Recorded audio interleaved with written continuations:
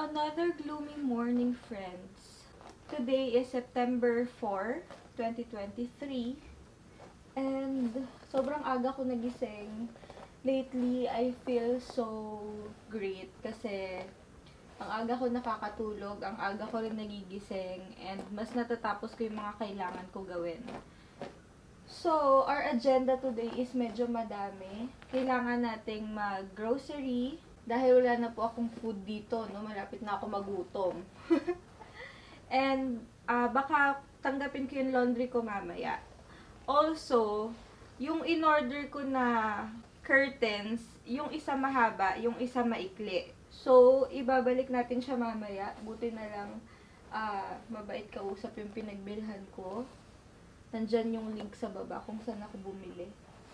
Plus, medyo marami din tayong i-edit today. So, ayun, maganda na maaga na simulan tong araw natin para walang tinatamad-tamad. Kasi parang, for the past weeks, para akong nabe-burn out dahil kailangan ko mag-edit ng mag-edit.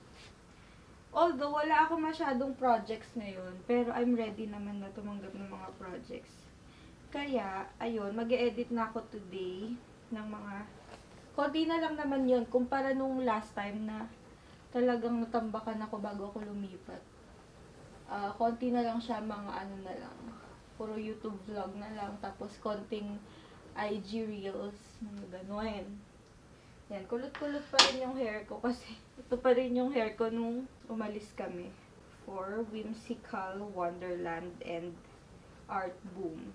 Ang lakas ng ulan, grabe. Sana huminto kahit mga 7 o'clock para makapag-grocery ako.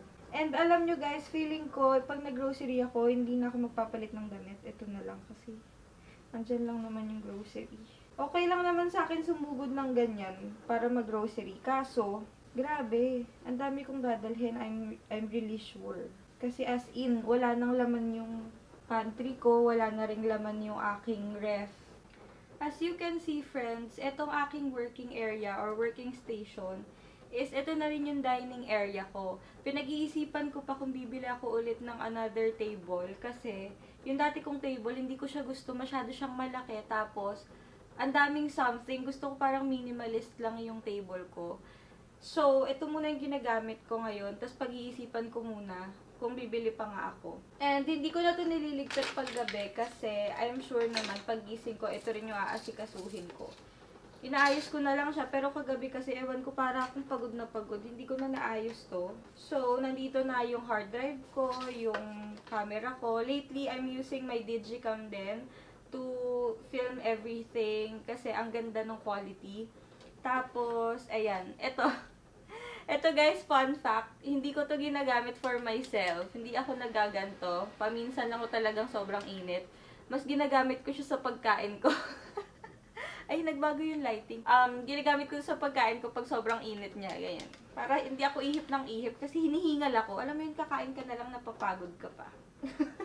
Ito yung view ko every time na nag-work ako. Gusto ko sanang ilipat doon sa kabilang window. Kaso, wala kasing view doon, so baka hindi ako masyadong ganahan. Dito kasi, pag gabi, titingnan ko lang, ang ganda ng itsura niya. So, siguro okay na doon yung kama. Or pag-iisipan ko pa. Anyway, I'll get back to you guys later kapag maggagawa na akong breakfast. Kasi, ayan, check ko lang yung aking email.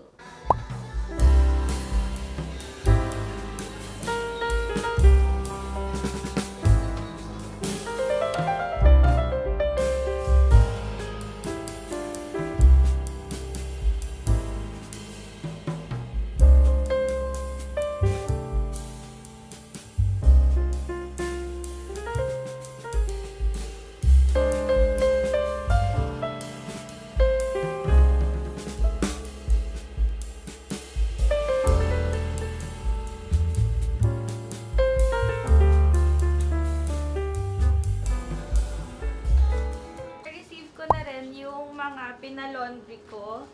And medyo mahal magpa-laundry dito. Grabe. Etong dalawang to, parang nasa 6 kilos siguro to. 6 mahigit. Tapos, umabot siya ng 1,000. Pero, understandable kasi mga bedsheet naman to. Pero kahit na ang mahal, para sa nagtitipid, diba? Tapos, mag-isa lang ako, parang naiisip ko na lang din bumili ng washing machine. So, pag-iipunan ko siya and sana makabili ako.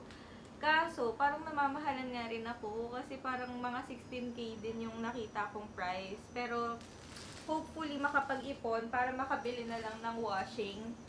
Kasi isipin nyo, sa isang taon ko dito, hindi lang naman ako isang beses magpapalaundry nito, diba? Parang nagpapalaundry ako nito every 3 months or kahit na every 2 months, something like that. So, ang mahal pa din. Kung every 2 months, natatawasanan ako dito, diba? Parang 6,000.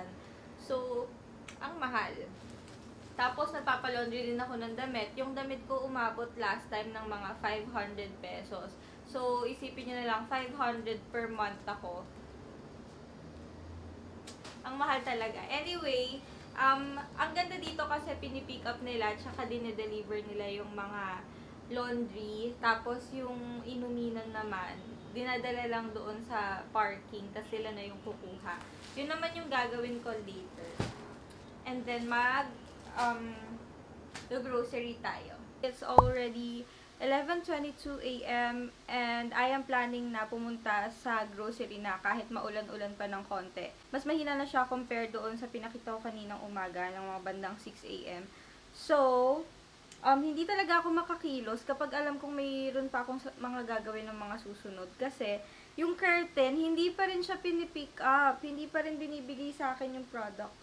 At may tumatawag. Anyway, since hindi pa nga ito kinukuha, mag-grocery muna tayo. Feeling ko naman hindi naman siya aabutin ng mga ilang oras, mga 2 hours. Kasi, kukuhanin yung post-dated check sa akin ng pambayad nitong bahay. So, 1 PM yun. So, ayun, mag-grocery muna ako para dire-diretso na yung araw natin. And, hindi na rin ako magbibihes kasi sayang sa damit. Kapitbahay ko lang naman yung grocery. Also, magfi-film pa ako later, so sayang na naman sa damit kapag nagbihis-bihis na naman ako.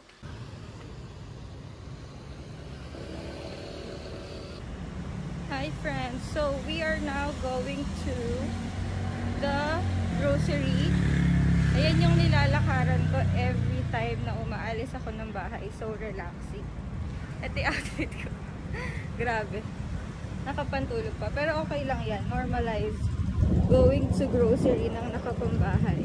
Nakapantulog. Ito yung pinakamalapit na grocery dito na pwede nyong puntahan kung plan nyo dito. Sobrang walking distance lang nito sa lahat. Ang lapit as in. Ito yung view pagpapunta ng grocery. Lalakad pa kayo dito.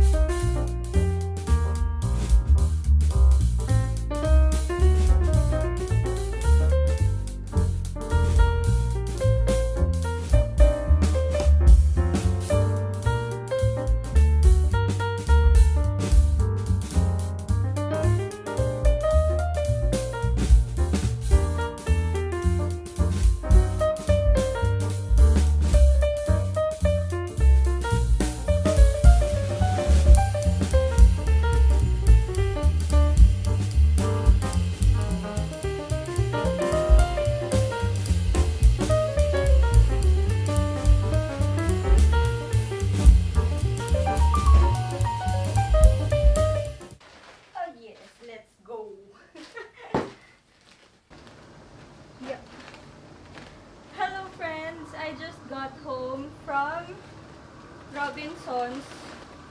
At ito po ang aking pinamili. Nakakatuwa kasi hindi sila gumagamit ng plastic dito. Since Quezon City nga. Kaya, mga eco bag at paper bag lang ang kanilang binibigay. So, ito yung mga pinamili ko. So, meron na akong mga samangko again. Na malapit na namang matunaw. Lalagay ko muna sa ref. Konti lang yung pinamili ko. Surprisingly, hindi siya umabot ng 5K. Tapos, yung mga snacks ko, bumili din ako mga Reese's, chocolates. Wala na kasi akong chocolates at hindi ko po kaya nang walang chocolate. Bumili din ako ng Star Margarine kasi gusto kong itry yung Kanto style na pancake. Tapos breadcrumbs para sa mga something else ko. Also, Yakult na hindi pwedeng mawala. Ilalagay ko lang din sa ref. Bawal ito mainitan. Bigas. Wala na rin akong rice kasi. Tama. Tapos, more pagkain, ingredients, kape, napkin, chili mansi na sabor, and also, hindi rin ako pwedeng mawala ng patatas kasi go-to ulam ko to kapag wala na akong maulam. Yun lang yung laman nito, tapos, yung mga laman naman nitong paper bag is puro ulam na. And something else na mga frozen. Ayan, no, mga whipped cream. Sorry, di nyo nakikita. Whipped cream, mga mozzarella, mga bagong ulam. Nakita nyo na to kanina, so lalagay ko na siya sa freezer.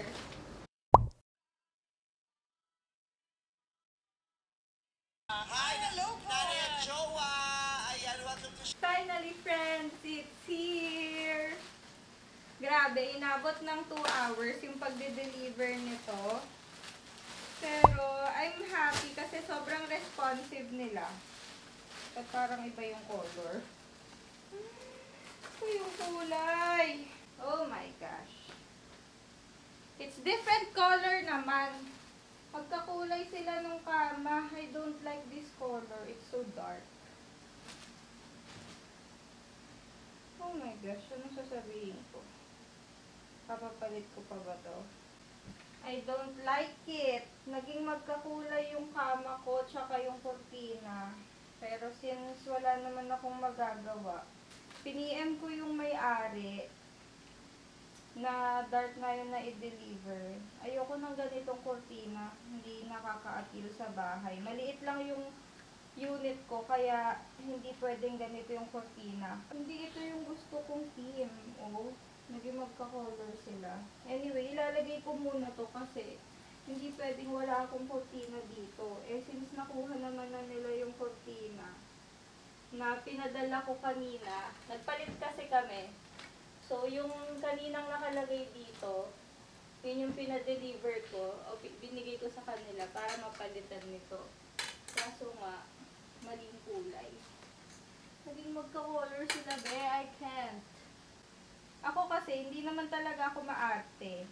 Kung alam ko naman na worth it naman, like maliit na maliit lang yung difference. Pero ito kasi, sobrang kakulay ng kama. Eh, hindi na daw sila pwedeng mag-deliver beyond 6 PM eh, kasi nag-usap din kami. So, lalagay ko muna to. For your reference, friends, ayan, di ba magkakulay na sila? Yan. Maganda naman yung quality, kaso ito yung original color, di ba?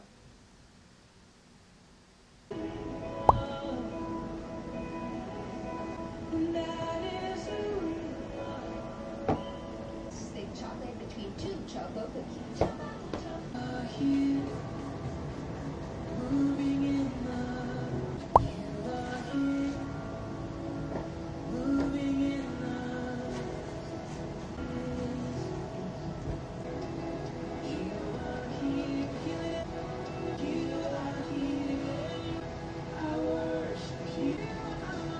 Waymaker, miracle worker, promise keeper, light in the darkness, my God, that is who you are. You are.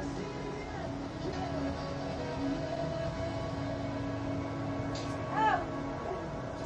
Naipit ang ulo.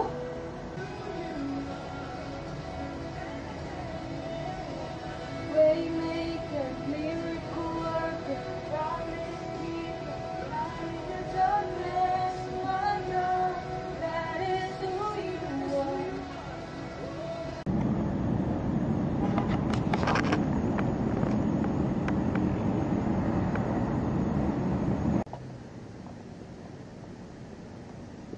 Hi friends! So today is September 7 and it's already mga siguro 11 AM or 12 noon na.